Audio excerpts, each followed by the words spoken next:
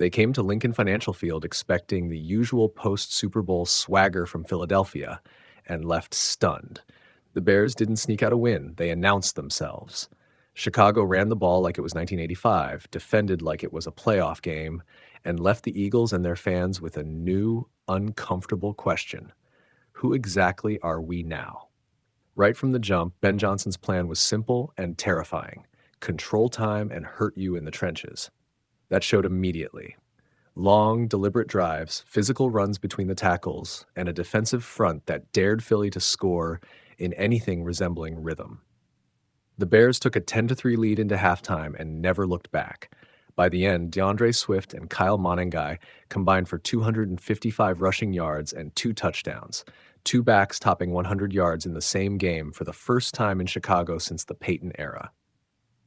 That's not an accident. That's an identity. So how did the NFL world react? Short answer, with surprise that edged into respect. Analysts on national shows were quick to reframe the Bears from a curiosity into a threat. Pundits replayed the tape of the run game and the way Chicago clogged lanes, forcing the Eagles to play from behind. Twitter and the timelines lit up with clips, that 52-yard opening field flipper, the Kmet touchdown where Caleb Williams threaded a perfect float into the end zone, and every clip came with a new line. Don't sleep on the Bears. What makes this night more important than a single upset is how Chicago won. This wasn't a lucky overtime field goal or a freak defensive turnover. It was process. The Bears dominated the second level with blocks, won the line with matched effort, and made situational football look easy. When you convert time of possession into tangible scoring chances, you take pressure off your young quarterback and you make a veteran defense wear down. The NFL analytics desks noticed that too. Chicago's third down conversion rate on sustained drives was the kind of clean that signals repeatability, not randomness. You also saw immediate pushback from Eagles' corners of the internet and cable panels. Philly still has the roster to scare anyone.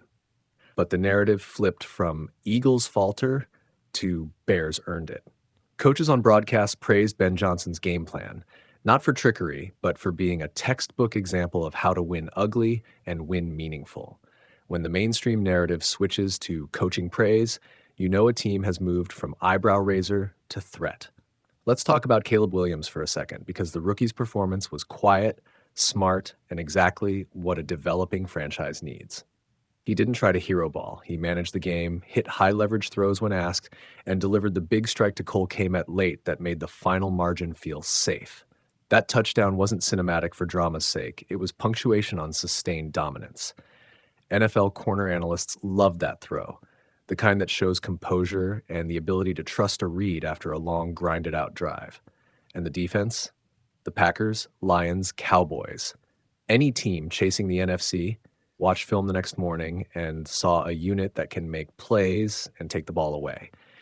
Chicago's front seven set the tone with gap integrity and pursuit angles that neutralized Philly's offense for long stretches. The secondary, patched up and growing healthier, played coverage that prevented big, explosive plays. When you're not giving elite offenses chunk plays, you force them into third and long, and that's where disciplined defenses eat. The social reaction was fast and brutal in the best possible way for Bears fans. Memes, viral clips, and a new wave of bandwagon energy. But the local beat writers were more cautious. They celebrated the win, but immediately probed for sustainability. Can the Bears run like this every week? Can the offensive line hold up against top pass rushes? Does Williams keep the poise when teams start scheming specifically to stop the run and force him into tight windows? Those are fair questions, and NFL analysts raise them too, because hype without follow-through is just noise. There were a few immediate tactical observations that analysts clipped and replayed. One, the Bears' run game design was both variety and simplicity. Inside zones, counters, and tempo-based twists that left linebackers guessing. Two, Chicago executed third down blocking better than it had all season, which flip-flops many of the earlier close game one failures into a narrative of growth. 3. Ben Johnson's decision-making on clock and situational football showed a team comfortable in late-game math, the kind of composure that wins playoff games. Now let's be honest about the flip side. The Eagles aren't a team that's suddenly broken. They still have elite skill players, and this loss will sting but not define their season. Analysts agreed on the hard truth. This game exposed flaws for both teams. The Bears need to prove they can replicate the run against heavier fronts and elite pass rushes. The Eagles need to stop letting their offense become stagnant in the first half and repair the predictable sequences that allowed Chicago to dominate time of possession. But that's where the real story lives. This win rewires expectations. The Bears were a soft schedule story up to this point. Now teams will plan for them differently. Defensive coordinators will emphasize gap control and run fits the next time they see Chicago. Opposing coaches will study the Williams to K-Met seam and design coverages to test the rookies' progressions under pressure. The NFL moves fast. Opponent adjustments will be the true test of whether Friday night's performance was a turning point or a high watermark. Front office chatter on Monday was already buzzing. A win like this changes you slightly in trade talks, in how you approach the waiver wire, and in the psychological currency you bring into December. A 9-3 team that wins a statement game doesn't just gain fans, it gains leverage. That matters when you are balancing short-term playoff pushes with roster construction for multiple seasons. The final, unavoidable takeaway from the NFL reaction: Chicago's not a paper tiger anymore. The Bears showed they can win the ugly, they can sustain drives, and they can get their rookie quarterback the right kind of moments. The league's pundits won't crown them overnight, and smart fans won't either. But the respect is real, and in the NFL, that respect shapes game planning, media narratives, and sometimes momentum. If you're a Bears fan, savor this. Your team outplayed the reigning champs, ran them off the field, and showed the discipline to close it out. If you're a rival, take note.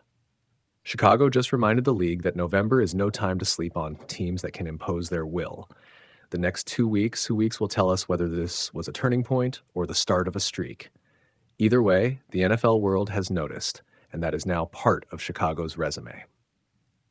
The Chicago Bears just walked into Philly, punched the reigning champs in the mouth, and walked out looking like a full-blown NFC threat. This wasn't a fluke.